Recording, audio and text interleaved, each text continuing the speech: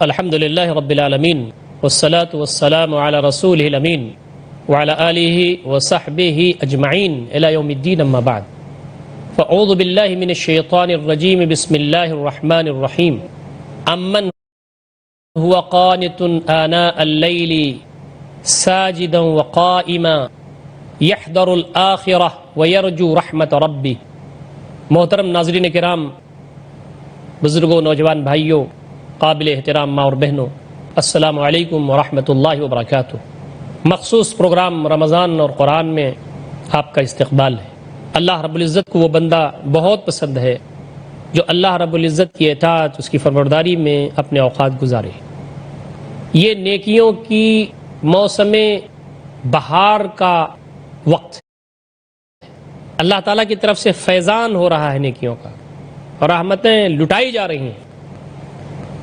تہجد، قیام لیل، تراویح وہ خاص عمل ہے جس کے ذریعے ہم اللہ رب العزت کی جنت آسانی کے ساتھ حاصل کر سکتے ہیں۔ راتوں کا کیا کہنا، ہر رات انمول ہے۔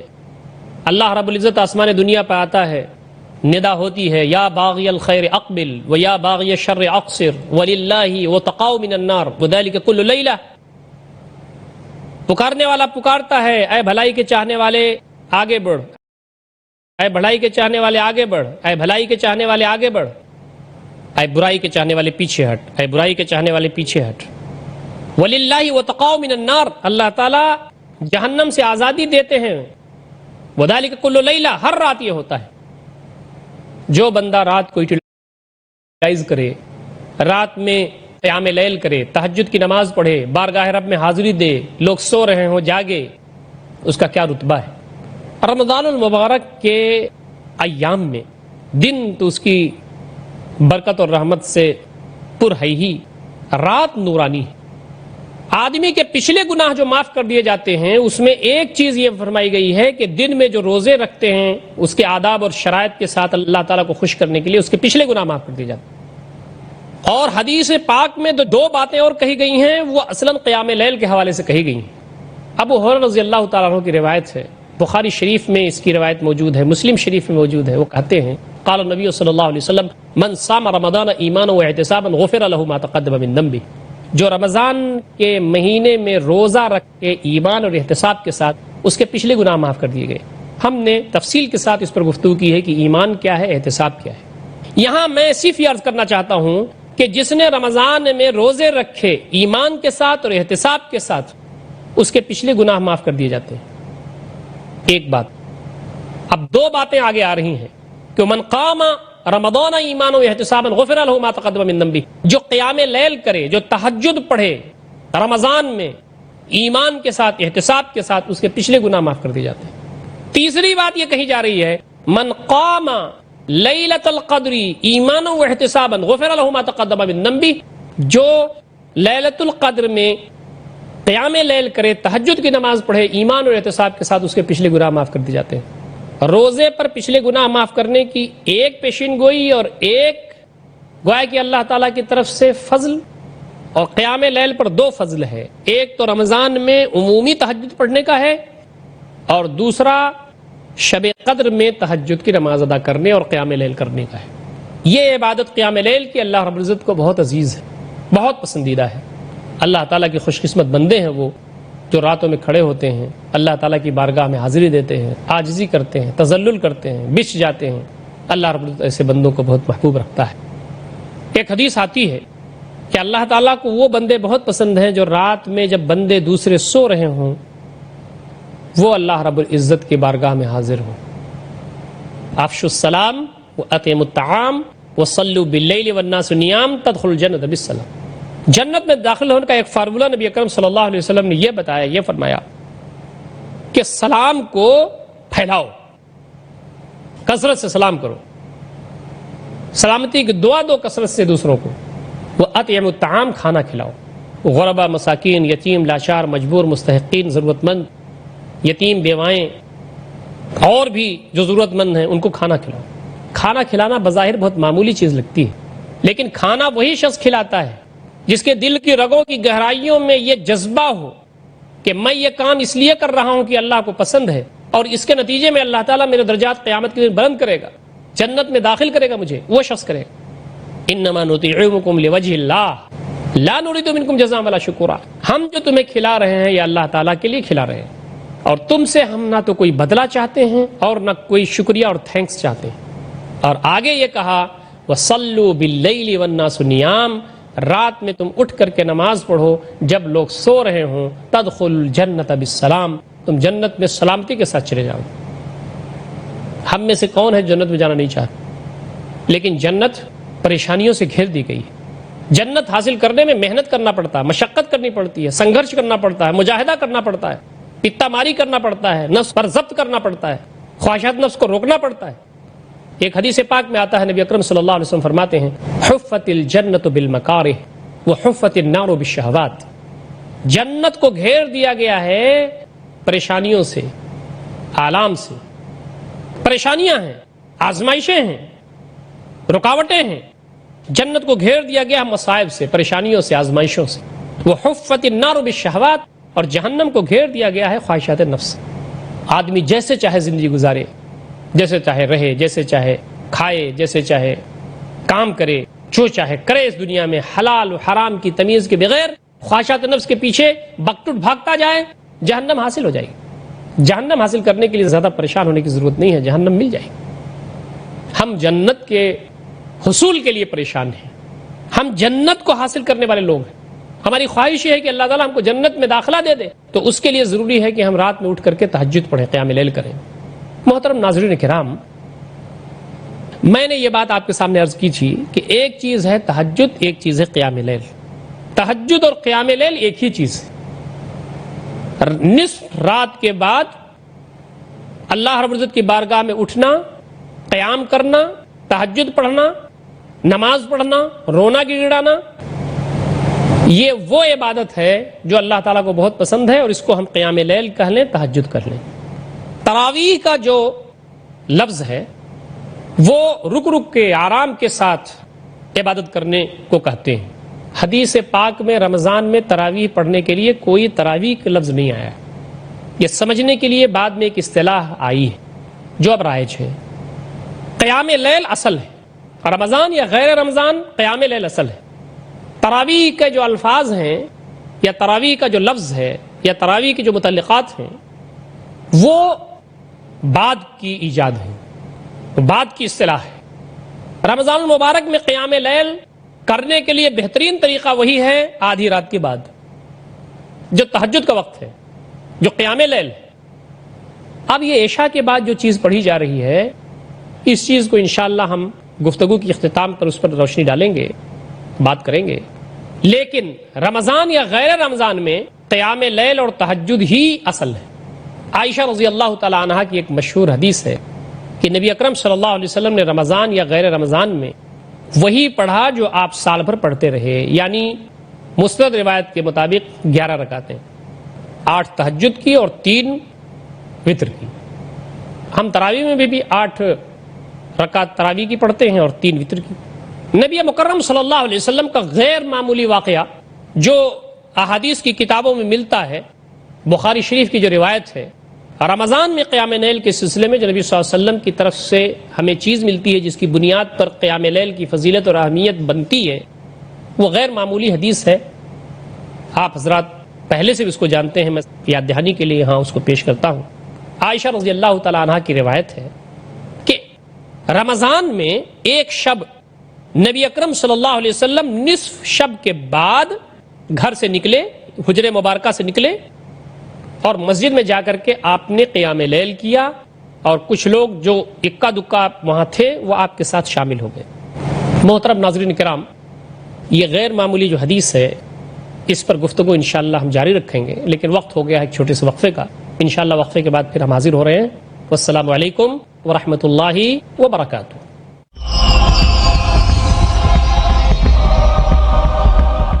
بسم اللہ الرحمن الرحیم۔ محترم ناظرین کرام، وقفے کے بعد ہم پھر حاضر خدمت ہیں۔ محترم ناظرین کرام، میں نے یہ بات آپ کے سامنے عرض کی تھی کہ ایک چیز ہے تہجد، ایک چیز ہے قیام لیل۔ تہجد اور قیام لیل ایک ہی چیز ہے۔ نصف رات کے بعد اللہ رب العزت کی بارگاہ میں اٹھنا، قیام کرنا، تہجد پڑھنا، نماز پڑھنا، رونا گڑگڑانا، یہ وہ عبادت ہے جو اللہ تعالیٰ کو بہت پسند ہے، اور اس کو ہم قیام لیل کہہ لیں، تہجد کر لیں۔ تراویح کا جو لفظ ہے وہ رک رک کے آرام کے ساتھ عبادت کرنے کو کہتے ہیں۔ حدیث پاک میں رمضان میں تراویح پڑھنے کے لیے کوئی تراویح کا لفظ نہیں آیا ہے، یہ سمجھنے کے لیے بعد میں ایک اصطلاح آئی ہے جو اب رائج ہے۔ قیام لیل اصل ہے، رمضان یا غیر رمضان قیام لیل اصل ہے۔ تراویح کے جو الفاظ ہیں یا تراویح کا جو لفظ ہے یا تراویح کے جو متعلقات ہیں وہ بعد کی ایجاد ہے، بعد کی اصطلاح ہے۔ رمضان المبارک میں قیام لیل کرنے کے لیے بہترین طریقہ وہی ہے آدھی رات کے بعد، جو تہجد کا وقت ہے، جو قیام لیل ہے۔ اب یہ عشاء کے بعد جو چیز پڑھی جا رہی ہے، اس چیز کو انشاءاللہ ہم گفتگو کی اختتام پر اس پر روشنی ڈالیں گے، بات کریں گے۔ لیکن رمضان یا غیر رمضان میں قیام لیل اور تہجد ہی اصل ہے۔ عائشہ رضی اللہ تعالی عنہا کی ایک مشہور حدیث ہے کہ نبی اکرم صلی اللہ علیہ وسلم نے رمضان یا غیر رمضان میں وہی پڑھا جو آپ سال بھر پڑھتے رہے، یعنی مسند روایت کے مطابق 11 رکعتیں، 8 تہجد کی اور 3 وتر کی۔ ہم تراویح میں بھی 8 رکعت تراویح کی پڑھتے ہیں اور 3 وتر کی۔ نبی مکرم صلی اللہ علیہ وسلم کا غیر معمولی واقعہ جو احادیث کی کتابوں میں ملتا ہے، رمضان کے دوران، رمضان کے اندر رات میں قیام لیل کرنے، تہجد کی نماز پڑھنے کے لیے جو سب سے اتھینٹک روایت ہے وہ بخاری شریف کی روایت ہے، حضرت عائشہ رضی اللہ تعالی عنہ سے مروی ہے کہ نبی اکرم صلی اللہ علیہ وسلم ایک مرتبہ رات میں حجرہ مبارکہ سے نکلے نصف شب کے بعد۔ حضرت عائشہ رضی اللہ تعالی عنہ کے حجرے میں تشریف رکھتے تھے نبی اکرم صلی اللہ علیہ وسلم۔ آپ فرماتی ہیں کہ آدھی رات کے بعد آپ کمرے سے نکلے، رمضان کی رات، مسجد میں تشریف لے گئے، آپ نے قیام لیل کیا، تہجد کی نماز پڑھی۔ جو آپ کے آس پاس لوگ تھے وہ آپ کے ساتھ شامل ہو گئے۔ صبح ہوئی، سحری کھایا لوگوں نے، اس کا چرچا ہوا لوگوں میں کہ آج نبی اکرم صلی اللہ علیہ وسلم رات میں تشریف لائے اور آپ نے تہجد کی نماز یا قیام لیل پڑھی، اور ہم نے ان کے ساتھ، آپ صلی اللہ علیہ وسلم کے ساتھ ہم نے بھی پڑھی۔ اب جہاں جہاں جس کو اطلاع ملی وہ پہلے ہی سے اکٹھا ہونا شروع ہو گئے وہ لوگ۔ صحابہ کرام رسیہ تھے اس بات کے کہ نبی اکرم صلی اللہ علیہ وسلم سے کہاں ہم کو کون سی چیز مل جائے اور ہم اس کو حاصل کر کے جنت حاصل کر لیں، تڑپ تھی۔ حضرت عائشہ رضی اللہ تعالیٰ عنہ بیان کرتی ہیں کہ دوسری رات کانٹینیوسلی، دوسری رات نبی اکرم صلی اللہ علیہ وسلم نصف شب کے بعد اپنی حجرہ مبارکہ سے نکلے اور مسجد میں آئے، اور جو لوگ اکٹھا ہو گئے تھے ان کو آپ نے نماز پڑھائی جماعت کے ساتھ۔ اب دوسرے دن جو یہ واقعہ ہوا تو اس کی بڑے پیمانے پر اطلاع لوگوں کو ملی، دور دراز علاقے سے لوگ آ گئے۔ صحابہ کرام کو یہ اطلاع کہ نبی اکرم صلی اللہ علیہ وسلم رمضان میں رات میں امامت فرما رہے ہیں، نماز پڑھا رہے ہیں، اور رمضان کی فضیلت لوگوں کو معلوم ہی تھی، روزے کی فضیلت معلوم تھی۔ اب جو لوگوں کو اطلاع ملی تو اور کثیر تعداد میں لوگ آ گئے، مسجد میں ایک جمع غفیر اکٹھا ہو گیا۔ حضرت عائشہ رضی اللہ تعالی عنہ فرماتی ہیں کہ تیسری رات نبی اکرم صلی اللہ علیہ وسلم اپنے حجرہ مبارکہ سے نکلے اور مسجد میں تشریف لے گئے، اور آپ نے تہجد کی یا قیام لیل کی امامت فرمائی، لوگوں نے آپ کے ساتھ پڑھا۔ اب چوتھی رات آ رہی ہے اور آپ کو معلوم ہے کہ صحابہ کرام میں سے آلموسٹ سب کو اطلاع ہو چکی ہے۔ اب اس رات تو اتنا لوگ ہو گئے، صحابہ کرام اتنی تعداد میں اکٹھا ہو گئے کہ مسجد بھر گئی۔ انتظار ہو رہا ہے، آدھی رات کے بعد نبی اکرم صلی اللہ علیہ وسلم اب آ رہے ہیں، اب آ رہے ہیں، اب آ رہے ہیں، لیکن نبی اکرم صلی اللہ علیہ وسلم نکلے نہیں۔ بعض صحابہ کچھ کھانستے ہیں، کچھ ایسا ظاہر کرتے ہیں کہ نبی اکرم صلی اللہ علیہ وسلم ہم بالکل ریڈی ہیں، بالکل تیار ہیں، آپ صلی اللہ علیہ وسلم کے لیے چشم برآں ہیں، آپ تشریف لائیے اور ہمیں نیکیاں بٹورنے کا موقع دیجیے۔ نبی اکرم صلی اللہ علیہ وسلم نے فرمایا مجھے اس بات کا خدشہ ہے کہ اگر میں نکلا اور میں نے پھر نماز پڑھائی تو کہیں ایسا نہ ہو کہ یہ چیز امت پر فرض کر دی جائے۔ قیام لیل امت پر فرض نہیں ہے، امت کے لیے نفل ہے، نبی اکرم صلی اللہ علیہ وسلم کی سنت ہے، واجب نہیں ہے۔ جو شخص قیام لیل کرتا ہے اس کے درجات بلند ہوتے ہیں، اللہ تعالیٰ کا تقرب حاصل کرتا ہے، اور اللہ تعالیٰ ایسے بندوں کو شرف قبولیت عطا فرماتا ہے، اوپر اٹھاتا ہے۔ فرائض کمپلسری، نوافل کے ذریعے، تطوعات کے ذریعے بندہ اپنے رب سے قریب تر ہوتا چلا جاتا ہے۔ نبی اکرم صلی اللہ علیہ وسلم شارع تھے، آپ صلی اللہ علیہ وسلم شریعت دینے والے تھے۔ آپ صلی اللہ علیہ وسلم نے امت کے لیے نرمی، آسانی کے پیش نظر آپ نے کہا ایسا نہ ہو کہ یہ چیز فرض کر دی جائے، اور جب فرض کر دی جائے تو تمہارے لیے پریشانی واقع ہو جاتی۔ پھر لوگوں نے الگ الگ پڑھنا شروع کر دیا۔ یہ چیز حضرت ابوبکر رضی اللہ تعالیٰ عنہ کی پیریڈ میں بھی رہی، یہی چیز کچھ پیریڈ حضرت عمر رضی اللہ تعالیٰ عنہ کے دور میں بھی رہا۔ لیکن سب کے زمانے میں جو اس کا وقت تھا وہ تھا نصف شب کے بعد، نصف لیل کے بعد، آدھی رات کے بعد۔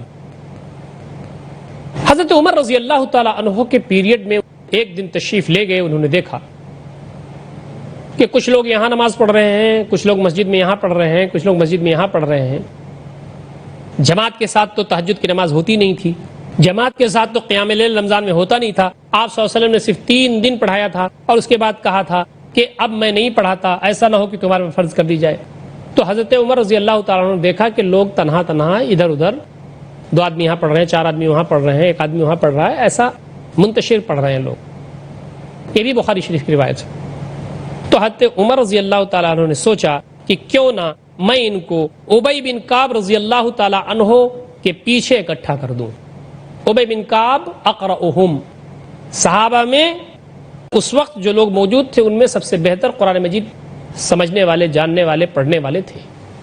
حضرت عمر نے یہ کہا کہ ان کو ایک امام کے پیچھے اکٹھا کرنے کا ہوگا کہ جماعت کا ثواب ان کو ملے گا۔ نبی اکرم صلی اللہ علیہ وسلم نے کانٹینیوس اس کام کو اس لیے نہیں کیا تھا کہ آپ کرتے تو امت کے لیے وہ فرض ہو سکتی تھی اور آپ امت کے لیے آسانی چاہتے تھے۔ اب نبی اکرم صلی اللہ علیہ وسلم کے بعد شریعت مکمل ہو چکی ہے، اب کسی عمل کے کرنے سے کوئی فرض چیز نہیں ہو جائے گی۔ تو حضرت عمر رضی اللہ تعالیٰ عنہ نے یہ کہا کہ اب تو شریعت مکمل ہو چکی ہے، نبی اکرم صلی اللہ علیہ وسلم کو جو خدشہ تھا اب وہ خدشہ نہیں ہے، لہٰذا کیوں نہیں میں لوگوں کو اکٹھا کر دوں ایک امام پر، تو یکسوئی بھی لوگوں کو حاصل ہو جائے گی، غور سے لوگ سنیں گے بھی، اطمینان سے پڑھیں گے بھی، جماعت کا ثواب بھی مجھ سے حاصل ہو جائے گا۔ تو آپ نے یہ کہا کہ ابی ابن کعب رضی اللہ تعالیٰ عنہ نماز پڑھائیں گے اور آپ سب کو نماز قیام لیل کی پڑھنا ہے۔ نبی اکرم صلی اللہ علیہ وسلم کے 3 دن تک رات میں نماز پڑھانے جماعت کے ساتھ، اور حضرت عمر رضی اللہ تعالیٰ عنہ کا ابی بن کعب رضی اللہ تعالیٰ عنہ کے پیچھے لوگوں کو جماعت کے ساتھ نماز پڑھنے پر اکٹھا کر دینے کی وجہ سے یہ بات اب ثابت ہو گئی کہ تہجد کی نماز جماعت کے ساتھ پڑھی جا سکتی ہے، قیام لیل جماعت کے ساتھ کیا جا سکتا ہے۔ بعض لوگوں کے ذہن میں یہ شبہ پیدا ہو سکتا ہے کہ حضرت عمر کی بات ہمارے لیے کیسے اتھینٹک ہو سکتی ہے۔ ایک حدیث میں آتا ہے علیکم بسنتی وسنت الخلفاء الراشدین المہدیین عضوا علیہا بالنواجذ، تمہارے اوپر میری سنت لازم ہے اور خلفائے راشدین کی سنت، المہدیین جو ہدایت یافتہ ہیں۔ تو ہمارے جو خلفائے راشدین کے ذریعے جو کام ہوا ہے، شریعت کی روشنی میں جو ہوا ہے، جو اس سے الگ نہیں ہے، جو دین سے ٹکراتا نہیں ہے، دین کی تعلیمات کی روشنی میں اضافہ ہے، وہ چیز بھی ہمارے لیے مناسب ہے۔ محترم ناظرین کرام، یہ چیز جاری و ساری تھی، لیکن پھر یہ دیکھا گیا کہ لوگوں کی رغبت جیسے جیسے ٹائم بڑھتا گیا، پیریڈ بڑھتا گیا، لوگوں کی رغبت نصف شب میں اٹھنے اور اس کے بعد قیام لیل کرنے میں لوگ کوتاہ ہو رہے ہیں۔ تو پھر یہ بات سامنے آئی، یہ بات اس کی اجازت دی گئی، اس میں گنجائش پیدا کی گئی کہ وہ وقت جبکہ لوگ سوتے ہیں، جو سب سے بہتر وقت ہے، وہ وقت جس میں لوگ سو جاتے ہیں، وہ وقت جس میں سوتے نہیں ہیں اور عبادت کرتے ہیں، یہ زیادہ بہتر ہے ان کے لیے۔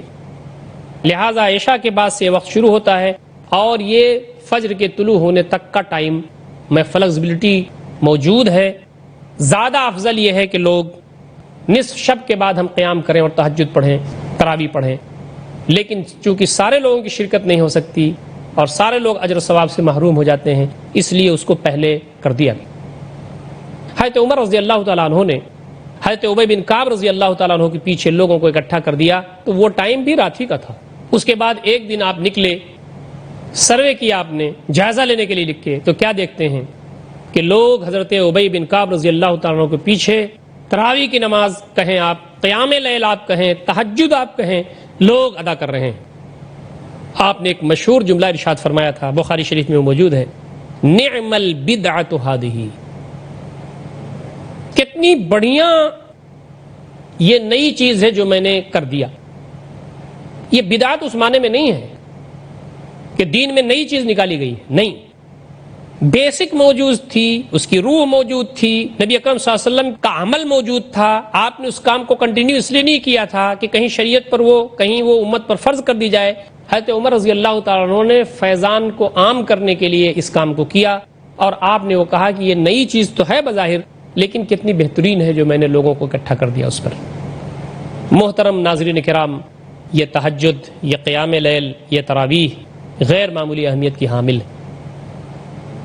رمضان المبارک کی راتیں سراپا رحمت، برکت، فضیلت کی ہیں۔ اللہ رب العزت کی نظر کرم ہوتی ہے ہر رات۔ اللہ رب العزت کی نظر کرم ہو تو ہمیں وہ اس حالت میں پائے کہ اس کے سامنے ہم عاجزی کر رہے ہوں، کھڑے ہوں، رو رہے ہوں، گڑگڑا رہے ہوں، تہجد کی نماز ادا کر رہے ہوں، تو کیا رتبہ ہے اور کیا خوش قسمتی ہے۔ اللہ تعالی ہم تمام کو جہنم سے آزادی حاصل کرنے والوں کی فہرست میں شامل فرما دے۔ اقول قولی ھذا استغفر اللہ لی ولکم اجمعین واستغفروہ انہ الغفور الرحیم وآخر دعوانا الحمد للہ رب العالمین والسلام علیکم ورحمۃ اللہ وبرکاتہ۔ ومن تحت Quran, it is Ramadan.